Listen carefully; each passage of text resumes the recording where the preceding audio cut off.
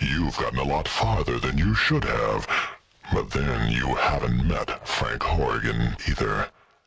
Your ride's over, Mutie. Time to die. Hey there, fellow wastelanders. Today we're delving into the lore of the most formidable villain in Fallout's canon, a name that sends shivers down the spines of even the bravest souls, Frank Horrigan. We'll start by exploring his life before he became a mutant, then dive into his terrifying actions post-transformation, and finally, I'll explain why I believe he stands as the strongest villain in the entire franchise. In the desolate, irradiated wastelands of the Fallout universe, few names inspire as much fear and dread as Frank Horrigan. Born in 2211, this behemoth of a man would go on to become the Enclave's deadliest enforcer, and arguably the strongest villain in Fallout's canon. Frank Horrigan started his journey as the personal bodyguard to President Dick Richardson, a massive figure, both in size and presence, protecting the president of the Enclave. But fate had other plans.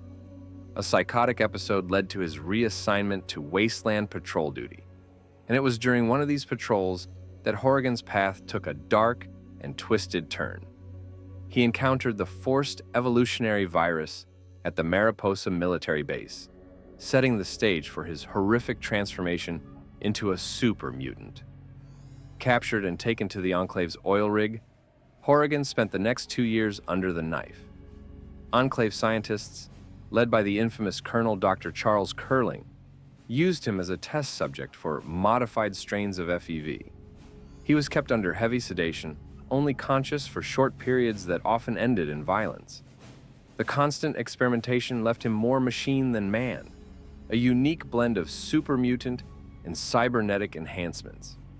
By January 2239, Horrigan's transformation was complete, and he was redeployed as a field operative.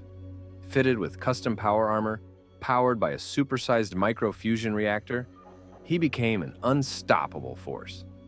His armor not only kept him alive with stabilizing agents, but also enhanced his combat abilities.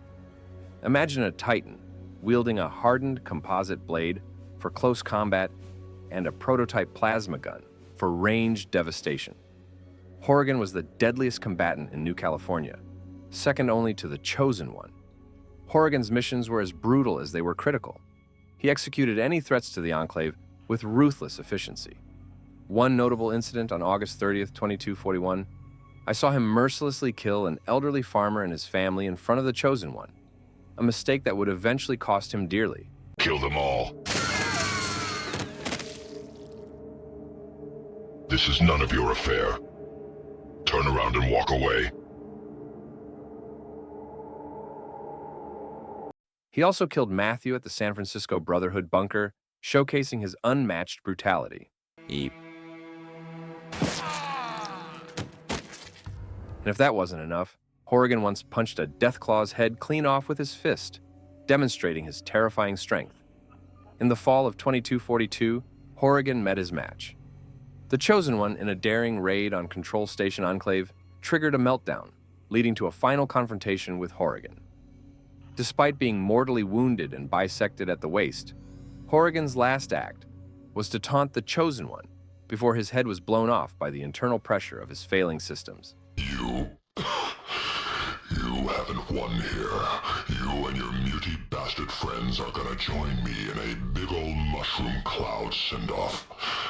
I just triggered the self-destruct. The work will go on. You didn't do nothing here except seal your own death warrants. Duty. Honor. Courage. Semper Fi.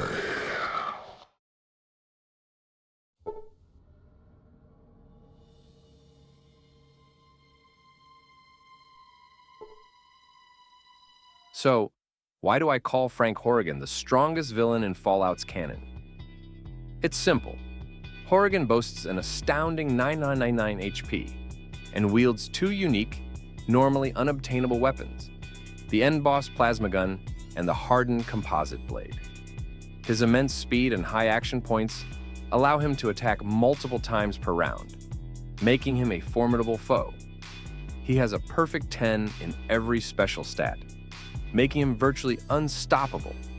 His armor is resistant against guns and energy weapons, but the pulse rifle, with its electrical attacks, is the best weapon against him due to his armor's weakness to electricity.